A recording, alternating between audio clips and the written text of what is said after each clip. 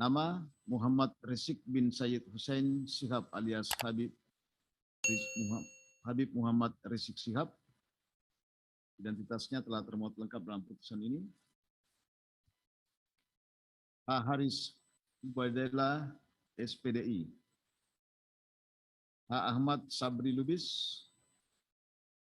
Ali Alwi Alatas bin Alwi Alatas. Idrus alias Idrus Al-Habsi. Maman Suryadi. Identitasnya terdakwa masing-masing telah termuat lengkap dalam putusan ini. Terdakwa dalam persidangan didampingi penasihat hukum Dr.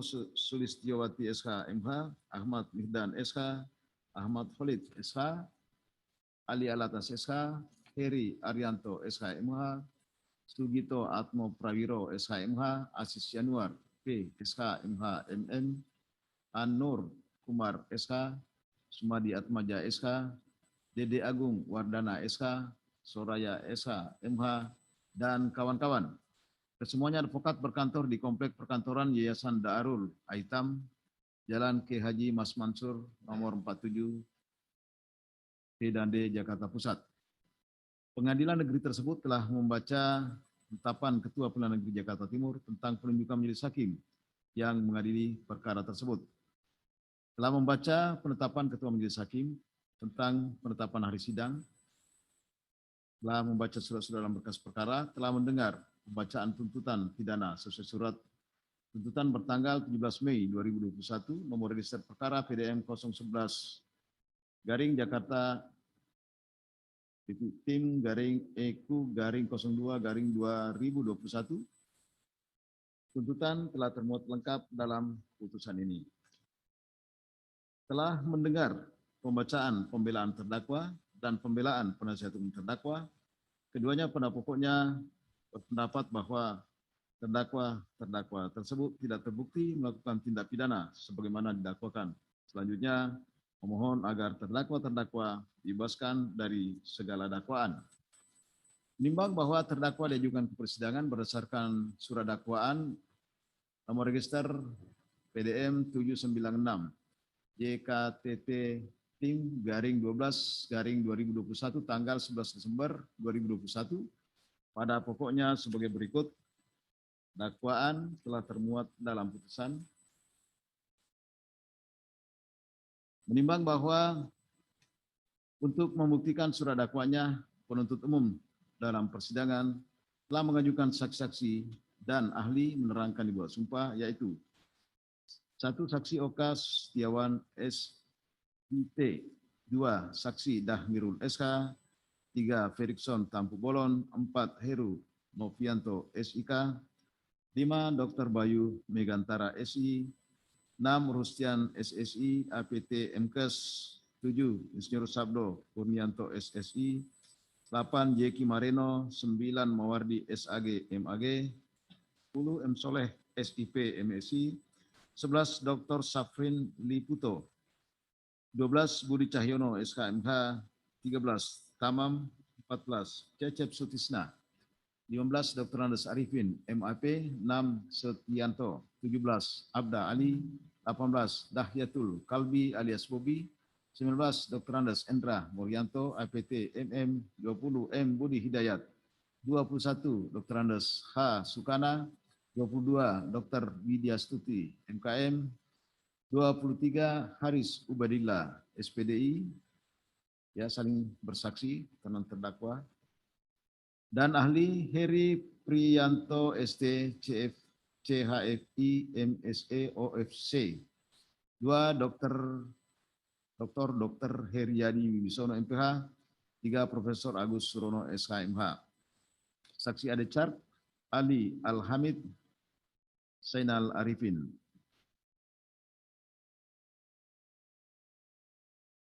Sedangkan ahli Adechart Dr. Abdul Khair Ramadan SKMH, Dr. Dian Adriawan Daeng SKMH, Dr. Refli Harun SKMH LLM, Dr. Muhammad Nasir SP KK, Dr. Lutfi Hakim, Dr. Tonang Dwi Ardianto SPPK PhD, Dr. Franz Asisi Datang terdakwa telah memberikan keterangan. Selengkapnya keterangan saksi, keterangan ahli, dan keterangan terdakwa telah termuat dalam putusan ini. Menimbang bahwa berdasarkan keterangan saksi, keterangan ahli, dan keterangan terdakwa dalam hubungannya satu sama lain diperoleh fakta-fakta sebagai berikut. Bahwa terdakwa Muhammad Rizik bin Syed Hussein Shihab alias Habib Muhammad Rizik Shihab sebagai tokoh agama umat Islam telah tinggal sementara bersama keluarganya di Arab Saudi selama lebih kurang 3 tahun 6 bulan. Terdakwa pada hari Selasa tanggal 10 November 2020 datang kembali di Indonesia dengan menumpang pesawat udara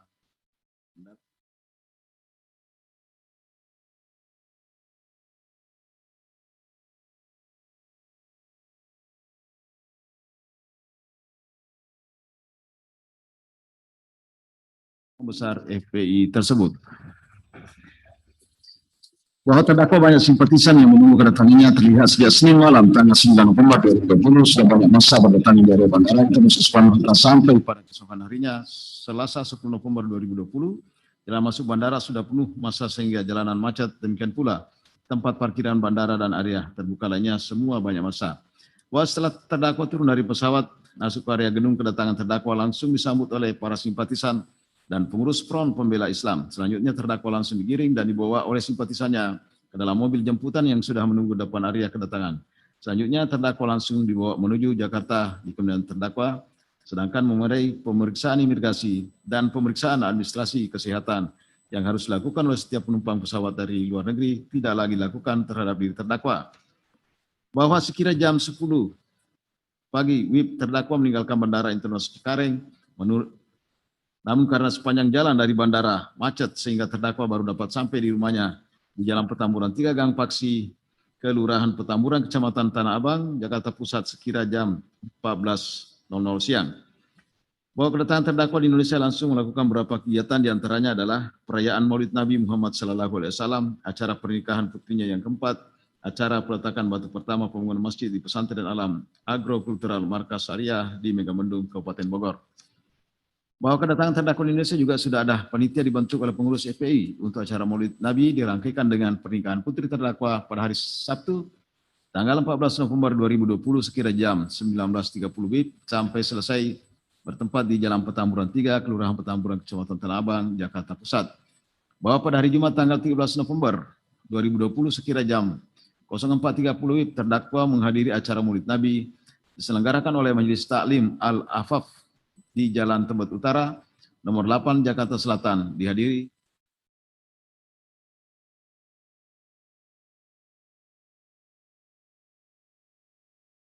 berbicara. Terdakwa menyampaikan kepada semua hadirin dengan mengatakan mengundang semuanya untuk menghadiri acara Maulid Nabi dan pernikahan putrinya yang keempat pada hari Sabtu tanggal 14 November 2020 sekira jam 19.30 sampai selesai di Petamburan, Kelurahan Petamburan, Kecamatan Tanah Abang. Terdakwa sempat menanyakan kepada semua yang hadir dengan mengatakan, apakah siap hadir? Dijawab, hadirin siap hadir. Bahwa pada hari Sabtu tanggal 14 November 2020, Jalan Petamburan ditutup untuk kendaraan karena digunakan untuk acara Maulid Nabi. Jalan Petamburan pada lokasi acara didirikan tenda dan panggung, dan acara pernikahan putri terdakwa tersebut dimulai pada jam 18.30 saya ulangi, 19.30 sampai sekira jam 01.00 WIB. Pada acara tersebut banyak orang hadir atau banyak massa sehingga protokol kesehatan jaga jarak tidak dapat dipenuhi karena terlalu padat massa. Bahwa karena terjadi pelanggaran protokol kesehatan, maka pada tanggal 15 November 2020, Satpol PP DKI Jakarta memberikan sanksi administratif berupa pembayaran denda kepada terdakwa dan panitia pelaksana acara sebesar 50 juta rupiah. Denda tersebut telah dibayar oleh terdakwa melalui panitia acara Maulid Nabi dan pernikahan. Bahwa di lain pihak ada keadaan penyakit sedang mewabah sudah menjadi pandemi yaitu coronavirus disease 2019 atau COVID-19. Penularannya terjadi di mana-mana di setiap negara seluruh dunia. Pemerintah Republik Indonesia telah menetapkan bencana non-alam penyebaran COVID-19 sebagai bencana nasional di Kepres nomor 12 tahun 2020 tanggal 13 April 2020.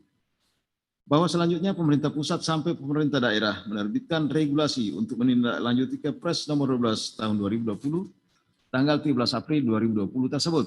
Salah satu upaya penanggulangan wabah COVID-19 dengan cara pemeriksaan, pengobatan, perawatan, dan isolasi penderita termasuk tindakan karantina. Bahwa sejak kedatangan terdakwa di Indonesia, setiap menghadiri suatu acara selalu banyak dihadiri massa simpatisan. Sedangkan di lain pihak ada petugas Satgas Penanggulangan COVID-19 yang dibentuk oleh pemerintah dengan tugas khusus menanggulangi penyebaran virus corona, sedang bekerja keras siang dan malam menghimbau dan melarang masyarakat melakukan kegiatan berkumpul atau pembatasan sosial berskala besar sebagai salah satu upaya untuk menanggulangi penyebaran coronavirus 19.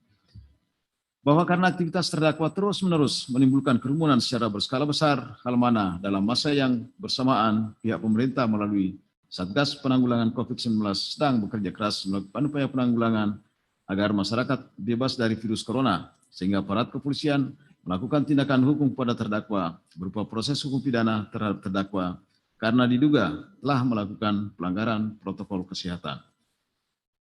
Langsung aja, cepat nanya. Bisa langsung aja dulu. Menimbang bahwa berdasarkan fakta-fakta tersebut di atas, kemudian majelis hakim mempertimbangkan unsur-unsur pidana yang didakwakan terhadap terdakwa apakah telah terpenuhi menurut hukum. Menimbang bahwa terdakwa didakwa sebagai berikut. Pertama, sebagaimana diatur dan diancam pidana pada pasal 160 KUH pidana, junto pasal 93 Undang-Undang Nomor 6 Tahun 2018 tentang kekarantinaan kesehatan, junto pasal 55 ayat 1 ke 1 KUH pidana. Atau kedua, sebagaimana diatur dan diancam pidana pada pasal 216 ayat 1 KUH pidana, junto pasal 55 ayat 1 ke 1 KUH pidana. Atau ketiga, sebagaimana diatur dan diancam pidana pada pasal 93 Undang-Undang Nomor 6 Tahun 2018 tentang kekarantinaan kesehatan, junto pasal 55 ayat 1 ke 1 KUH pidana.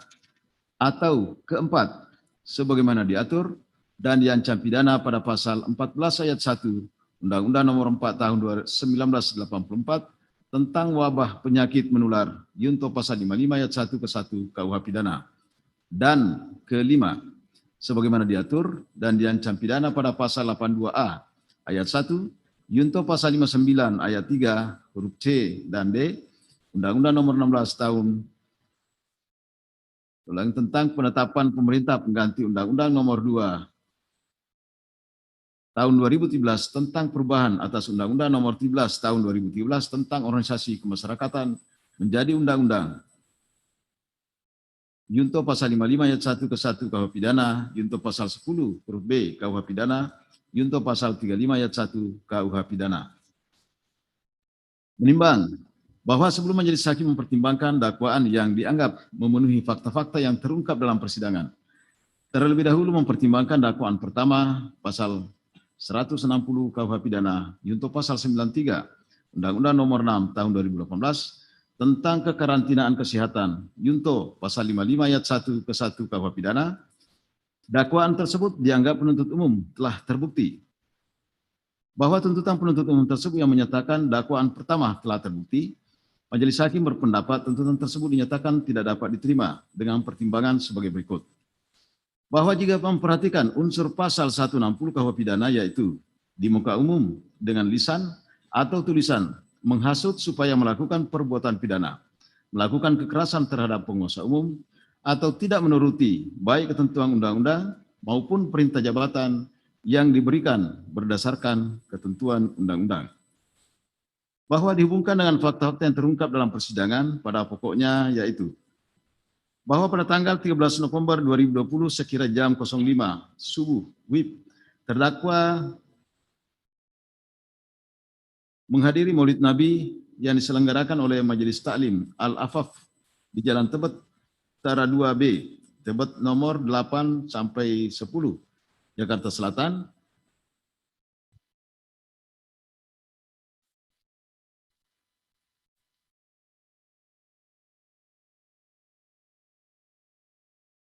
Ketika terdakwa Muhammad Rizik diberi kesempatan berbicara di atas mimbar, terdakwa menyampaikan undangan dengan lisan mengatakan, semua yang ada di sini insya Allah besok malam di Petamburan kita akan mengadakan peringatan Maulid Nabi sekaligus. Saya undang juga seluruh habaib karena kami juga akan menikahkan putri kami yang keempat. Siap hadir? Dijawab hadirin siap.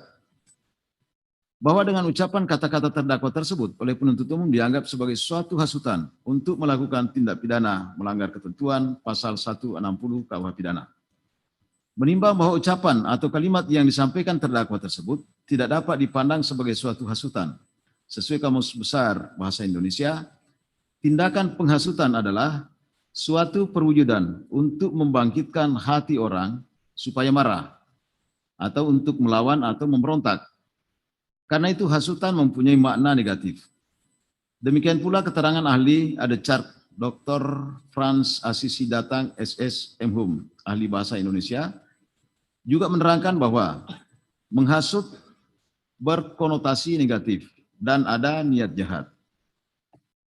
Bahwa undangan yang disampaikan secara lisan oleh terdakwa Muhammad Rizik tersebut sama sekali tidak mempunyai makna negatif dan tidak berniat jahat. Karena undangan tersebut hanyalah untuk menghadiri acara Maulid Nabi dan pernikahan putri terdakwa. Selain itu acara Maulid Nabi dan pernikahan tersebut bukanlah suatu kejahatan. Menimbang bahwa surat dakwaan penuntut umum tersebut disusun dengan bentuk dakwaan kombinasi berupa alternatif dan kumulatif. Karena itu majelis hakim terlebih dahulu mempertimbangkan dakwaan alternatif. Di sini langsung dipilih dakwaan yang dipandang sesuai dengan fakta-fakta di persidangan, yaitu dakwaan alternatif ketiga, pasal 93 Undang-Undang Nomor 6 Tahun 2018 tentang kekarantinaan kesehatan, Yunto pasal 55 ayat 1 ke 1 KUH pidana. Adapun unsur-unsur pidananya sebagai berikut: 1. Setiap orang. 2. Yang tidak mematuhi penyelenggaraan kekarantinaan kesehatan dan atau menghalang-halangi penyelenggaraan kekarantinaan kesehatan. 3. Menyebabkan kedaruratan kesehatan masyarakat. 4. Dilakukan secara bersama-sama. Ayat 1 unsur setiap orang adalah menunjukkan subjek hukum, yaitu siapa saja yang dapat bertanggung jawab secara hukum. Dalam perkara ini yang diajukan ke persidangan sebagai terdakwa adalah, dan disebut namanya siapa?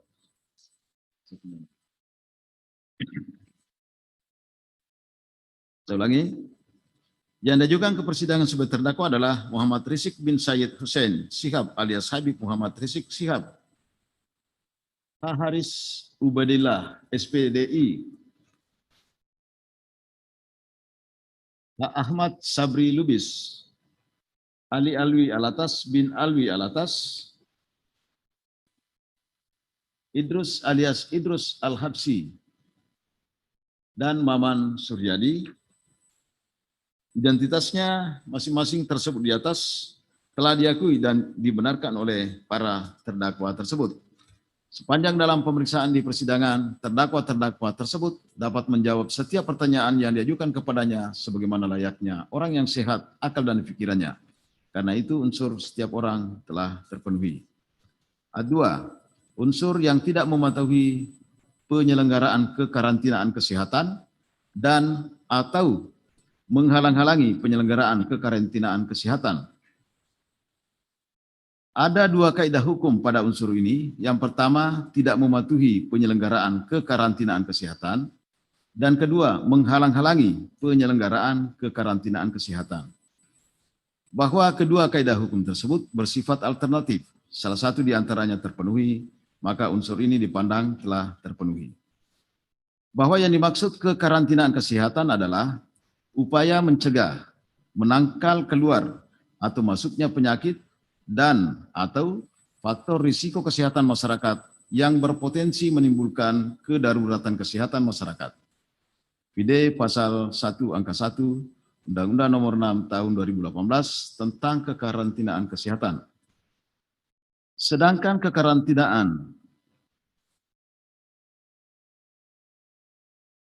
adalah pembatasan kegiatan dan atau pemisahan seseorang yang terpapar penyakit menular sebagaimana ditetapkan dalam peraturan perundang-undangan, meskipun belum menunjukkan gejala apapun atau sedang berada dalam masa inkubasi. Menimbang bahwa yang menjadi pokok permasalahan sekarang adalah apakah terdakwa-terdakwa tersebut ada melakukan perbuatan tidak mematuhi penyelenggaraan kekarantinaan kesehatan atau telah menghalang-halangi penyelenggaraan kekarantinaan kesehatan. Menimbang bahwa sesuai keterangan saksi-saksi, keterangan terdakwa dalam hubungannya satu sama lain diperoleh fakta-fakta sebagai berikut. Bahwa pada tanggal 14 November 2020 bertempat di Jalan Petamburan, Kelurahan Petamburan, Kecamatan Tanah Abang, Jakarta Pusat, terdakwa Muhammad Rizik melakukan acara pernikahan putrinya yang keempat. Acara pernikahan tersebut dilakukan bersamaan dengan acara atau dirangkaikan dengan acara Maulid Nabi. Bahwa sehari sebelum acara Maulid Nabi dan acara pernikahan putri terdakwa Muhammad Rizik dilangsungkan, yaitu pada hari Jumat tanggal 13 November 2020, terdakwa menghadiri acara Maulid di Tebet, Jakarta Selatan yang diselenggarakan oleh Majelis Taklim Al-Afaf di Jalan Tebet Utara nomor 2, Tebet Utara 2B nomor 8 sampai 10 Jakarta Selatan. Acara tersebut dimulai sejak jam 04.30 WIB, dihadiri sekitar kurang lebih 1.500 orang. Setelah terdakwa Muhammad Rizik naik ke atas panggung atau podium memberikan ceramah dengan menggunakan speaker, dan pada akhir ceramahnya terdakwa menyampaikan kepada yang hadir,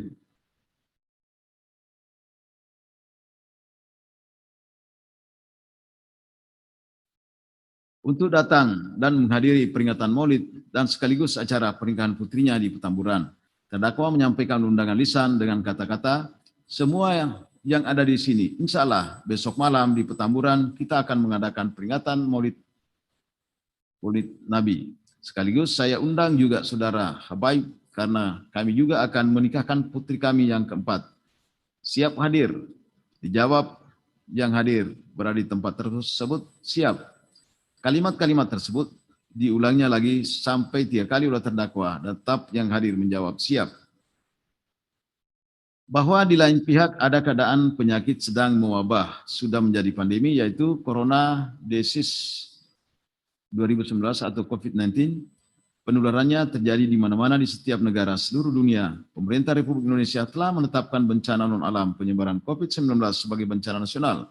Kepres nomor 12 tahun 2020 tanggal 13 April 2020. Bahwa selanjutnya pemerintah pusat sampai dengan pemerintah daerah menerbitkan regulasi untuk menindaklanjuti Kepres 12 tahun 2020 tanggal 13 April 2020 tersebut.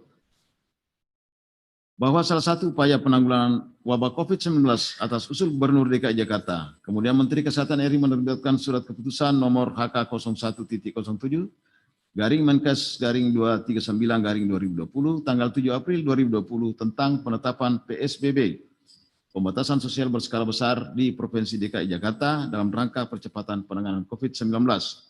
Bahwa selain itu Gubernur DKI Jakarta juga mengeluarkan peraturan Gubernur nomor 33 tahun 2020 tanggal 9 April 2020 tentang pelaksanaan PSBB dalam penanganan COVID-19 dan peraturan Gubernur DKI Jakarta nomor 1100 tahun 2020 tanggal 6 November 2020 tentang perpanjangan PSBB.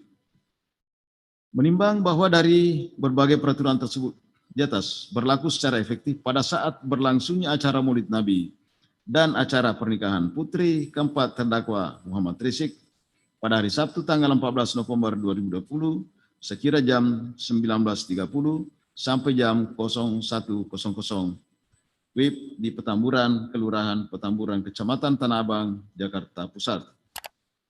Bahwa sesuai keterangan saksi Heru Novianto SIK, Kapolres Jakarta Pusat pada waktu kejadian, Dr. Bayu Megantara MSI, Wali Kota Jakarta Pusat pada waktu kejadian, Jeki Mareno, Ketua RT 02 RW 04 Kelurahan Petamburan, Dr. Andes Arifin MAP, Kasat Pol Pamong Praja, kesemuanya menerangkan pada pokoknya sebagai berikut. Bahwa pada waktu berlangsung acara Maulid dan akad nikah putri terdakwa Muhammad Rizik pada Sabtu tanggal 14 November 2021, waktu jam 19.30 sampai jam 01.00 WIB malam dilakukan di Jalan Petamburan, memakai tenda ukuran sekitar 4 meter kali 60 meter, dan ada panggung ukuran 5 meter kali 40 meter. Bahwa pada acara tersebut banyak massa datang, sehingga pada panggung maupun di tenda orang berdempetan atau terjadi kerumunan melebihi batas maksimum, yaitu seharusnya tidak boleh melebihi 50% dari kapasitas tempat duduk. Menimbang bahwa berdasarkan fakta-fakta tersebut di atas cukup jelas terlihat pada acara Maulid Nabi yang dirangkaikan dengan pernikahan putri keempat terdakwa Muhammad Rizik telah terjadi kerumunan massa melebihi batas maksimum, yaitu jumlah orang tidak boleh melebihi 50% dari ruangan tempat acara. Bahwa dengan demikian unsur yang tidak mematuhi penyelenggaraan kekarantinaan kesehatan telah terpenuhi. A3, unsur menyebabkan kedaruratan kesehatan masyarakat. Bahwa menurut ketentuan pasal 1 angka 2 Undang-Undang Nomor 6 Tahun 2018 tentang kekarantinaan kesehatan, yang dimaksud dengan kedaruratan kesehatan masyarakat adalah kejadian kesehatan masyarakat yang bersifat luar biasa dengan ditandai penyebaran penyakit menular dan atau kejadian yang disebabkan oleh radiasi nuklir, pencemaran biologi, kontaminasi kimia, bioterorisme, dan pangan yang menimbulkan bahaya kesehatan dan berpotensi menyebar lintas wilayah atau lintas negara. Bahwa berpijak pada pengertian kedaruratan kesehatan masyarakat tersebut di atas, kemudian dipertimbangkan apakah adanya kerumunan massa pada acara Maulid Nabi dan pernikahan putri keempat terdakwa Muhammad Rizik mengakibatkan terjadi kedaruratan kesehatan masyarakat berupa adanya penyebaran COVID-19. Menimbang bahwa dalam ilmu hukum pidana dikenal ajaran kausalitas, yaitu ajaran sebab akibat, khususnya pada tindak pidana yang menekankan pada akibat dari perbuatan atau delik material. Secara garis besar ada dua teori kausalitas, yaitu satu, teori conditio sine qua non atau teori syarat. Suatu perbuatan haruslah dianggap sebagai sebab dari suatu akibat. Apabila perbuatan itu tidak dapat ditiadakan untuk timbulnya akibat itu, maka perbuatan itu adalah sebab. Semua syarat yang turut menyebabkan suatu akibat dan tidak dapat ditiadakan dalam rangkaian faktor-faktor yang bersangkutan harus dianggap sebagai sebab atau kausa akibat itu, dari akibat itu. Dua, teori adekuat berpandangan bahwa antara rangkaian peristiwa yang mendahului akibat tersebut adalah yang dekat atau sepadan dengan timbulnya yang dilarang.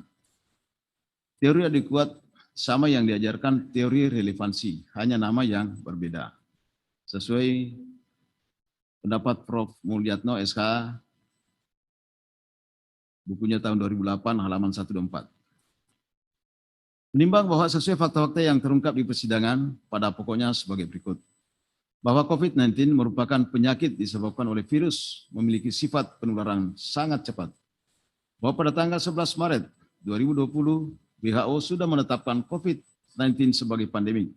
Sedangkan di Indonesia COVID-19 telah ditetapkan sebagai bencana non-alam, penyebaran coronavirus disease 2019 sebagai bencana alam melalui Kepres nomor 12 tahun 2020, tanggal 13 April 2020.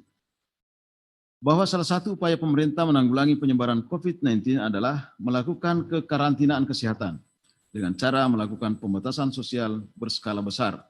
Hal ini sebagai penerapan ketentuan pasal 59 ayat 1 Undang-Undang Nomor 6 tahun 2018. Selanjutnya, pemerintah membentuk Satgas Penanganan COVID-19. Bahwa pada saat DKI Jakarta ditetapkan PSBB dan petugas Satgas COVID-19 sedang bekerja mengawasi masyarakat agar mentaati protokol kesehatan, pada hari Sabtu tanggal 14 November 2020 sekira jam 19.30 sampai jam 01.00 WIB bertempat di Jalan Petamburan, Kelurahan Petamburan, Kecamatan Tanah Abang, Jakarta Pusat. Terdakwa melaksanakan acara Maulid Nabi dirangkaikan dengan acara pernikahan putri keempat terdakwa Muhammad Rizik. Almana dalam acara ini banyak orang yang hadir atau sekitar lebih kurang 5.000 orang. Sehingga terjadi kepadatan orang berkumpul di bawah tenda yang telah disediakan oleh panitia acara. Menimbang bahwa sesuai keterangan ahli Dr. Haryadi Wibisono MPH, Ketua Umum Perhimpunan Ahli Epidemiologi Indonesia, dan saksi Dr. Widya Stuti, MKM, Kepala Dinas Kesehatan Provinsi DKI Jakarta, menerangkan jika dibandingkan sebelum dan sesudah tanggal 14 November 2020, di DKI Jakarta terjadi adanya kenaikan incidence rate dari 1059 per 100.000 menjadi 1124 per 100.000. Bahkan meningkat menjadi 1204 per 100.000.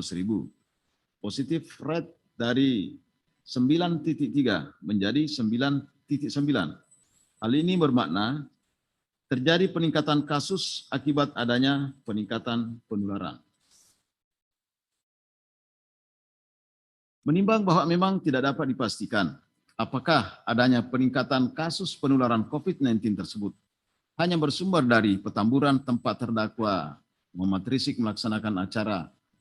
Namun jika menerapkan teori kondisi sine qua non maupun teori adekuat, maka acara Maulid Nabi yang dirangkaikan acara pernikahan tersebut termasuk sebab terjadinya peningkatan kedaruratan kesehatan masyarakat di DKI Jakarta. Karena pada saat acara tersebut berlangsung tidak diterapkan jaga jarak minimal 1,5 meter bagi orang yang berkumpul dalam area acara. Sesuai keterangan ahli epidemiologi Dr. Haryadi Wibisono MPH, dalam situasi seperti ini sangat mudah terjadinya penularan COVID-19. Menimbang bahwa berdasarkan fakta tersebut, maka unsur menyebabkan kedaruratan kesehatan masyarakat telah terpenuhi. Ayat 4, unsur dilakukan secara bersama-sama. PD pasal 55 ayat 1 ke 1 KUH pidana meliputi orang yang melakukan, orang yang menyuruh melakukan, orang yang turut melakukan, atau orang yang membujuk.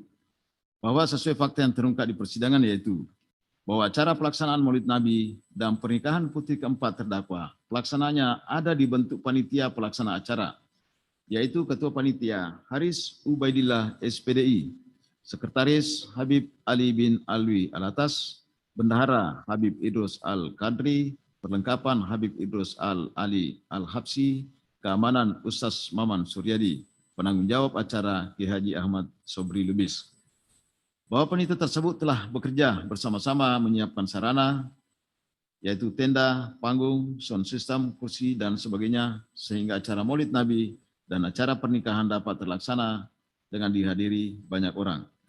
Bahwa sesuai fakta-fakta tersebut, maka unsur dilakukan secara bersama-sama telah terpenuhi. Menimbang bahwa karena semua unsur pasal 93 Undang-Undang RI nomor 6 tahun 2018 tentang kekarantinaan kesehatan, untuk pasal 55 ayat 1 ke 1 KUH pidana telah terpenuhi, maka terdakwa telah terbukti melakukan tindak pidana tidak mematuhi penyelenggaraan kekarantinaan kesehatan sebagaimana didakwakan pada dakwaan ketiga.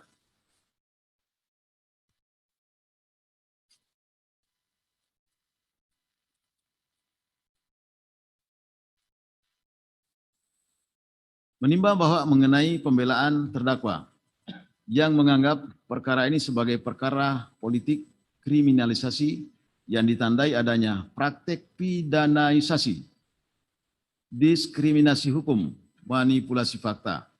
PD pembelaan terdakwa halaman 14 sampai dengan halaman 24.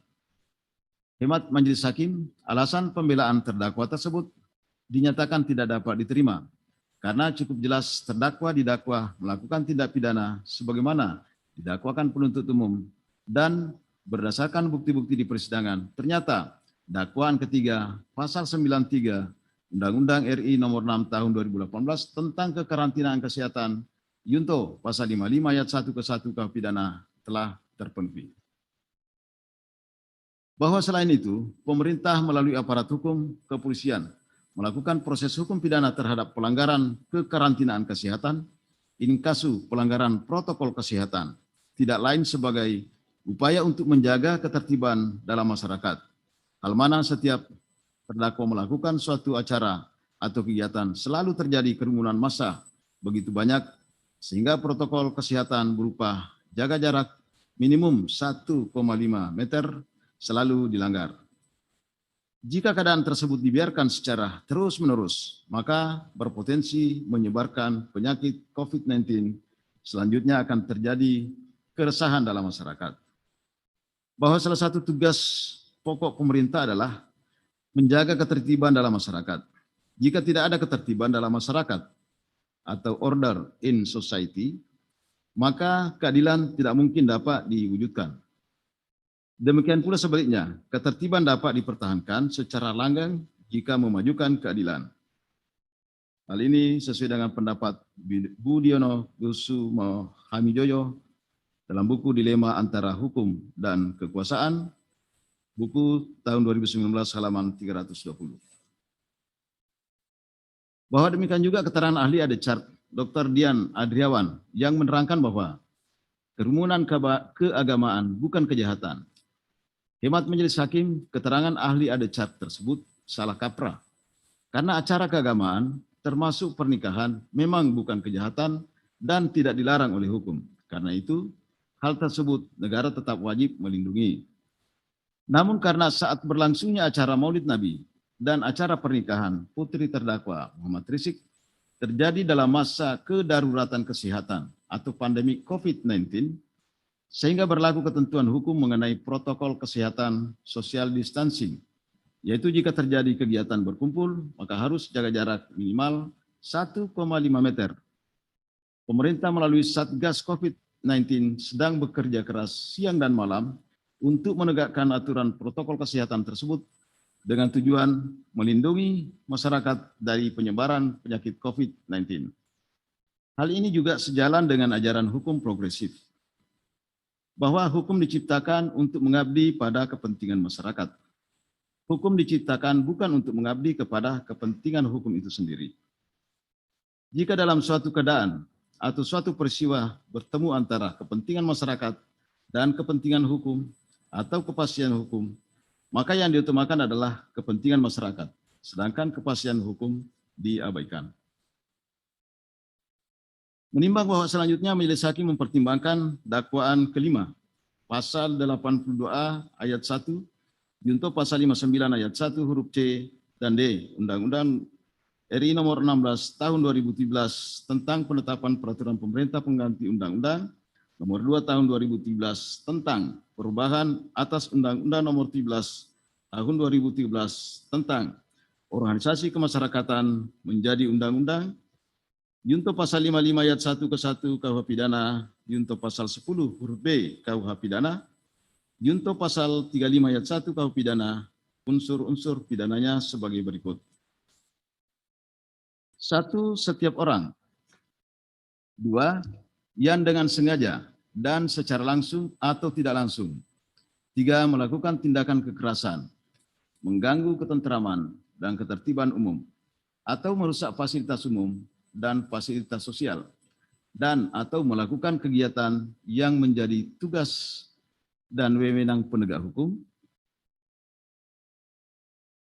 sesuai dengan ketentuan peraturan perundang-undangan.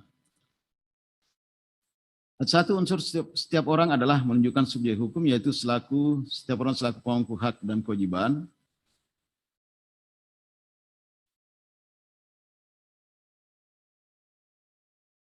kepadanya dapat bertanggung jawab secara hukum. Selain itu ada memangku kedudukan sebagai anggota atau pengurus ormas. Dalam perkara ini yang dihadapkan sebagai terdakwa di persidangan adalah Muhammad Rizik bin Syed Hussein Shihab alias Habib Muhammad Rizik Shihab.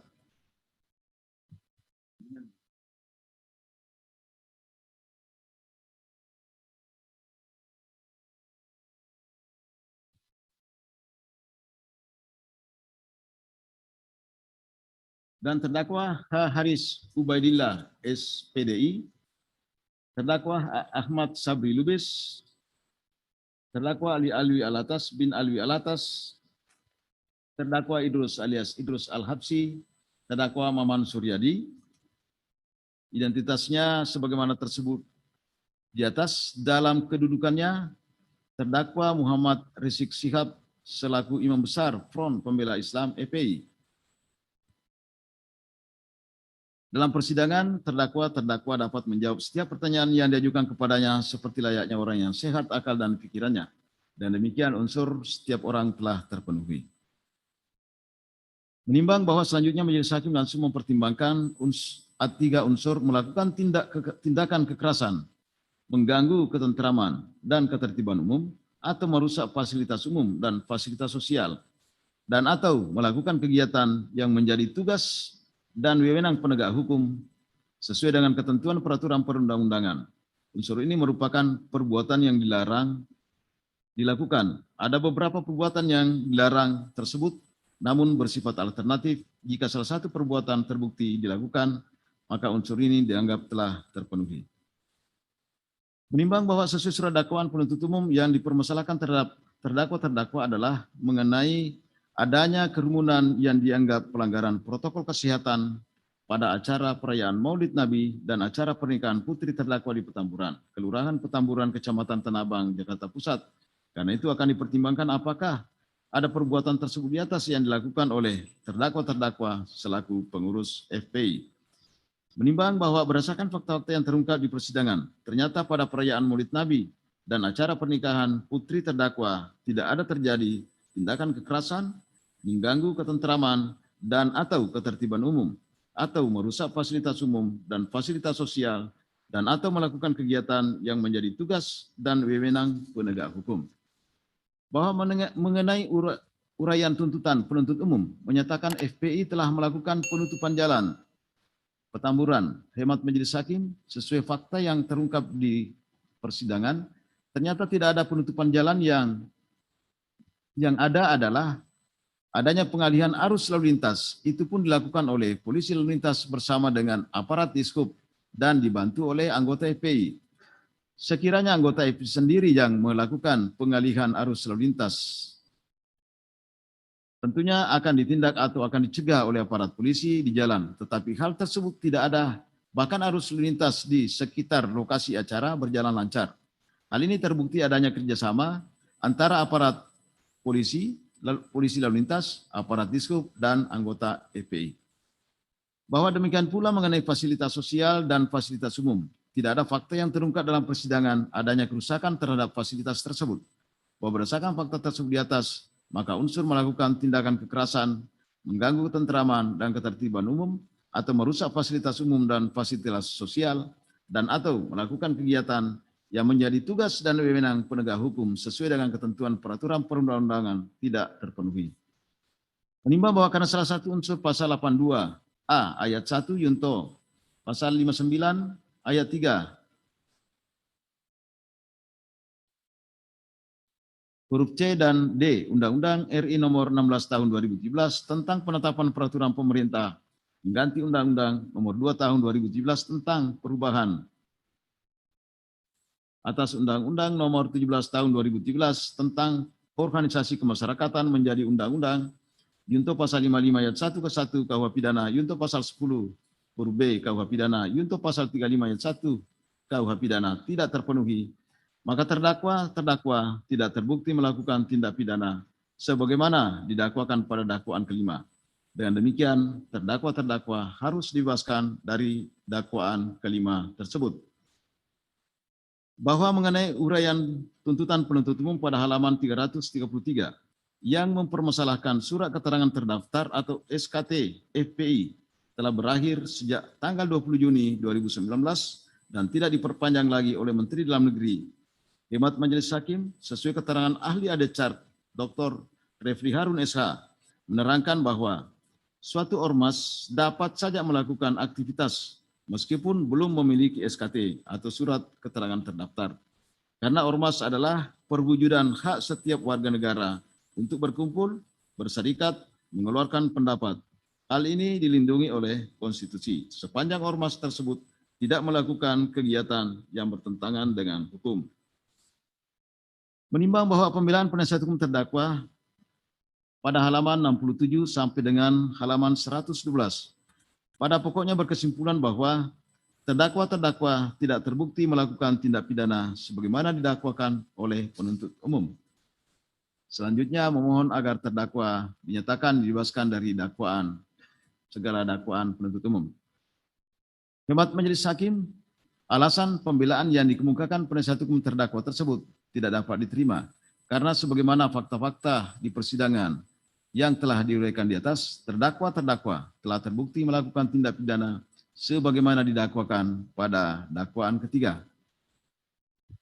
Menimbang bahwa karena semua unsur-unsur pidana pada pasal 93 Undang-Undang Nomor 6 Tahun 2018 tentang kekarantinaan kesehatan junto pasal 55 ayat 1 ke 1 KUH pidana telah terpenuhi, maka terdakwa telah terbukti melakukan tindak pidana tidak mematuhi kekarantinaan kesehatan dilakukan secara bersama-sama sebagaimana didakwakan pada dakwaan ketiga.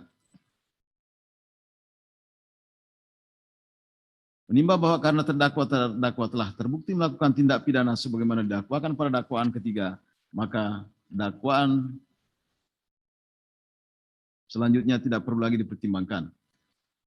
Menimbang bahwa karena terdakwa telah terbukti melakukan tindak pidana sebagaimana didakwakan pada dakwaan ketiga, hal mana dalam diri terdakwa tidak ada alasan yang dapat menghapus pemidanaan, maka terdakwa harus dihukum. Menimbang bahwa sebelum menyatukan putusan, Majelis Hakim mempertimbangkan tuntutan pidana yang diajukan penuntut umum terhadap diri terdakwa dengan pidana penjara terdakwa Muhammad Rizik Syihab selama 2 tahun dan terdakwa Haris Ubaidillah SPDI, terdakwa H. Ahmad Sabri Lubis, terdakwa Ali Alwi Alatas bin Alwi Alatas, terdakwa Idrus alias Idrus Al-Habsi, terdakwa Maman Suryadi,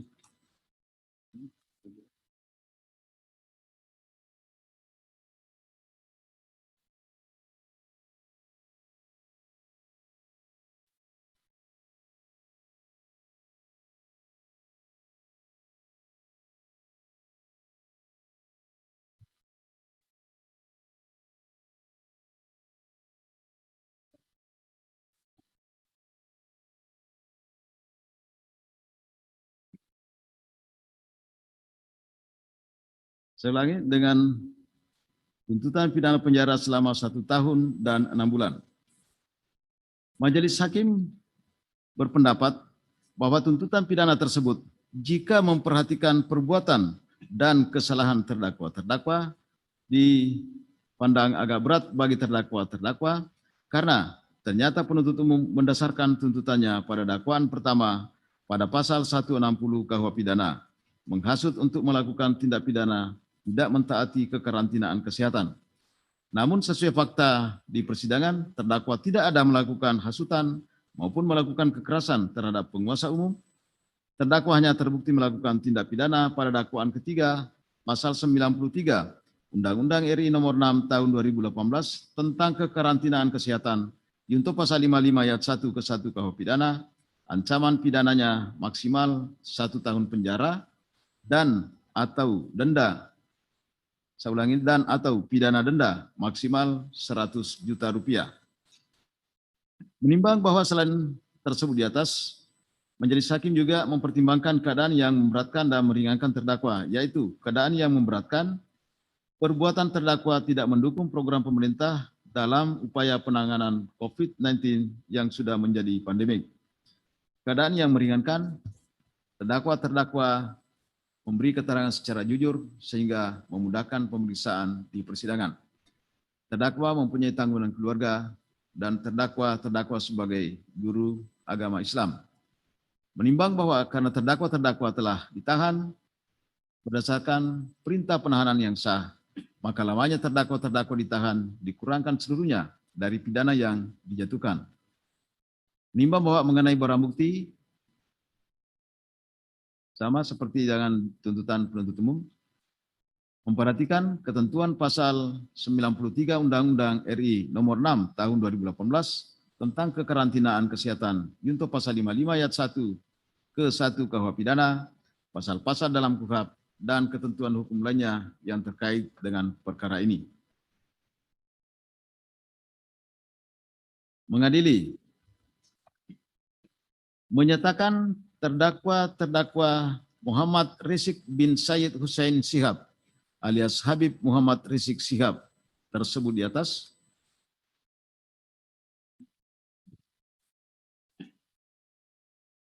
dan terdakwa Haris Ubaidillah SPDI, H. Ahmad Sabri Lubis, Ali Alwi Alatas bin Alwi Alatas, Idrus alias Idrus Al-Habsi, Maman Suryadi, identitasnya masing-masing tersebut di atas, telah terbukti secara sah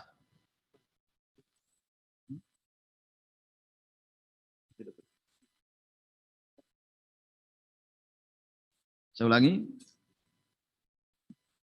masing-masing identitasnya tersebut di atas tidak terbukti melakukan tindak pidana sebagaimana didakwakan pada dakwaan kelima.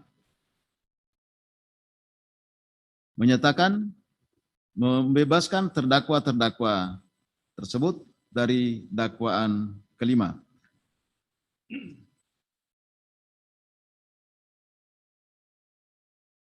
Tiga, menyatakan terdakwa Muhammad Rizik bin Syed Hussein Shihab alias Habib Muhammad Rizik Shihab, terdakwa H. Haris Ubaidillah SPDI, terdakwa H. Ahmad Sabri Lubis, terdakwa Ali Alwi Alatas bin Alwi Alatas, terdakwa Idrus alias Idrus Al-Habsi, terdakwa Maman Suryadi, identitasnya masing-masing tersebut di atas, telah terbukti secara sah dan meyakinkan melakukan tindak pidana tidak mematuhi penyelenggaraan kekarantinaan kesehatan yang dilakukan secara bersama-sama sebagaimana didakwakan pada dakwaan ketiga pasal 93 Undang-Undang RI nomor 6 tahun 2018 tentang kekarantinaan kesehatan junto pasal 55 ayat 1 ke 1 KUH pidana. 4. Menjatuhkan pidana atas diri terdakwa Muhammad Rizik bin Syed Hussein Shihab alias Habib Muhammad Rizik Shihab, terdakwa Haris Ubaidillah SPDI, terdakwa H. Ahmad Sabri Lubis, terdakwa Ali Alwi Alatas bin Alwi Alatas, terdakwa Idrus alias Idrus Al-Habsi, terdakwa Maman Suryadi dengan pidana penjara masing-masing selama 8 bulan. 5. Menyatakan lamanya terdakwa ditahan, terdakwa ditahan dikurangkan seluruhnya dari pidana yang dijatuhkan. 6. Menetapkan terdakwa agar tetap dalam tahanan. 7. Menetapkan barang bukti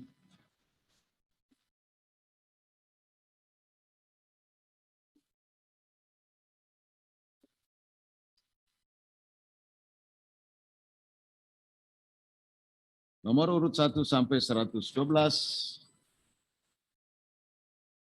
tetap terlampir dalam berkas perkara. 8. Membebani para terdakwa untuk membayar biaya perkara masing-masing sebesar Rp5.000. Demikian diputuskan dalam rapat permusyawaratan majelis hakim pengadilan negeri Jakarta Timur pada hari Jumat tanggal 21 Mei 2021 oleh kami Suparman Yompa SH MH sebagai Hakim Ketua Majelis, M. Johan Arifin SH, dan Agam Sarif Baharudin SH MH masing-masing sebagai Hakim Anggota. Putusan mana diucapkan pada hari Kamis tanggal 27 Mei 2021 pada persidangan yang dinyatakan terbuka untuk umum oleh Majelis Hakim tersebut dibantu oleh Suroyo SH MH Panitera Pengganti, dihadiri Sahnan Tanjung BSC SK dan kawan-kawan, penuntut umum pada Kejaksaan Negeri Jakarta Timur, dan di hadapan para terdakwa didampingi penasihat hukumnya. Jadi gitu ya, intinya bahwa menurut majelis hakim, para terdakwa terbukti melakukan tindak pidana sebagaimana didakwakan pada dakwaan ketiga. Ya, itu perbedaan sedikit dengan penuntut umum.